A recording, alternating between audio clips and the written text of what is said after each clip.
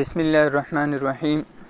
زه خو د ټولو نه اول د MGB TV ډېره زیاته مننه کوم په خصوصي توګه د زاهد صاحب چې دوی د خپل وطن نه علاوه په پردیس کې یعنی کراچۍ کې خپلې هڅې جاري ساتي او الله دې وکړي چې دا د دوی د کوششونو دا لړۍ دغه شان کامیابه وي او الله دې په دغه شان په خپل مقصد کې په دې مقصد کې چې د پښتنو اواز د پښتنو سره شریکوي په دې مقصد کې دې الله کامیاب کړي. نو زه د زړه نه ستاسو شکریه ادا کوم. غزلې به شریکوو.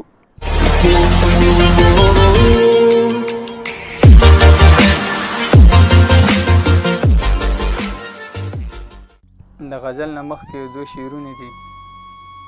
وایي څه مستي وه په شعبه کې د شباب، را سره به وشپېلی منګی رباب. څه مستي وه په شعبه کې د شباب او را سره به وشپېلی منګی رباب. هغه دم لکه مۍ به مې زړه وچوي، هغه دم لکه مۍ به مې زړه وچوي او که بهر شوم د یارانو له دریاب. څه مستي وه په شعبه کې د شباب او را سره به وشپېلی منګی رباب. هغه دم لکه مۍ به مې زړه وچوي که بهر شوم د یارانو له دریاب. بل د مسافرۍ حوالې سره یو غزل دی. وی پردیس مسافرۍ جانان روزګار خوړلی دی او د شپې ګوري فیسبوک د ورځې کار خوړلی دی. د مخکې داسې نو مخکې خو د وارې مزدورۍ مې راله یار خوړلی دی. بچي په سلګو کې ویل بابا کلي ته راشه او بیلتون مې د ماشوم زړګي قرار خوړلی دی.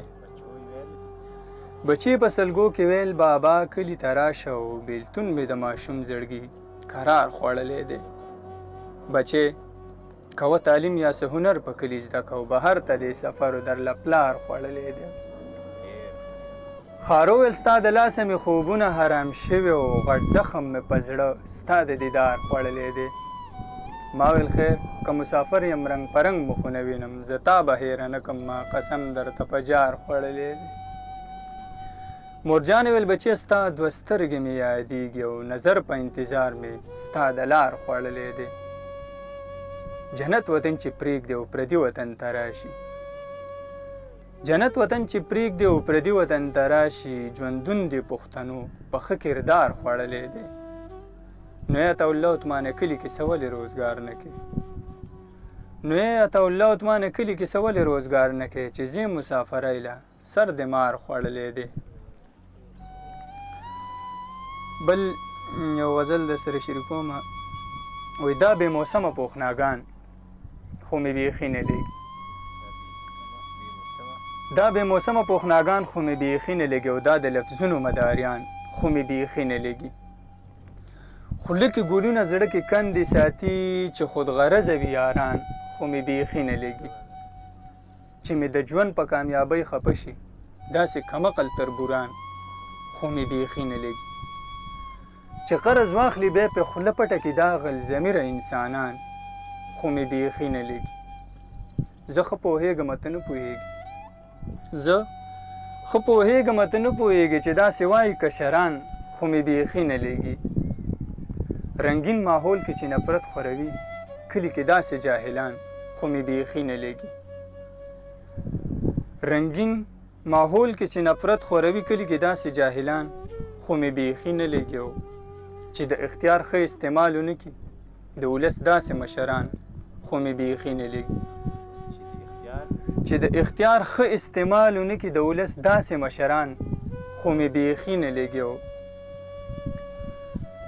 میټر په زړه نظر په جیب لګوي چې کوي ظلم ډاکټران خو مې بیخي نه لګي. میټر په زړه نظر په جیب لګوي او چې کوي ظلم ډاکټران خو مې بیخي نه لګي. او هر یو مانځه ته بهانې جوړوي، هر یو مانځه ته بهانې جوړوي ستړي د ژوند ډریوران خو مې بیخي نه لګي. چې د بېوسو په سر سوری نشي، چې د بېوسو په سر سوری نشي تش د نامې د مالداران خو مې بیخي نه لګي. چې د بېوسو په سر سوری نشي تش د نامې د مالداران خو مې بیخي نه لګي. او زاهد صاحب پردیس ته رالم چې دولت وګټم هسې نه وکړمه تاوان خو مې بیخي نه لګي.